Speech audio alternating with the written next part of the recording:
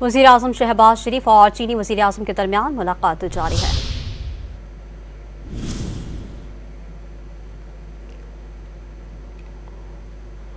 वज़ीर आज़म शहबाज शरीफ 7 रोज़ा सरकारी दौरे पर चीन में मौजूद हैं। बीजिंग में उनके लिए पहले इस्तकबालिया तकरीब का इनेकाद किया गया, उन्हें गार्ड ऑफ ऑनर पेश किया गया।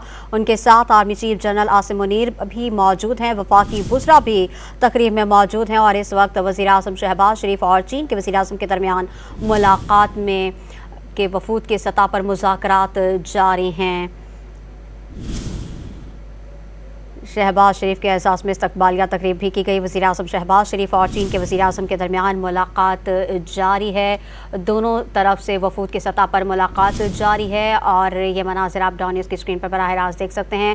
वज़ीर आज़म मोहम्मद शहबाज शरीफ और चीन के वज़ीर आज़म ली जियांग के दरमियान वफूद की सतह पर मुलाकात जारी है। मुख्तलिफ मुआहिदों पर दस्तखत किए जा रहे हैं। वज़ीर आज़म शहबाज शरीफ 7 रोज़ा सरकारी दौरे पर चीन में मौजूद हैं। इस वक्त ये तकरीब बीजिंग में जारी है, जहाँ पर वज़ीर आज़म पाकिस्तान और चीन के वज़ीर आज़म के दरमियान मुलाकात जारी है। मुख्तलिफ पहलुओं पर तबादला ख्याल किया जा रहा है।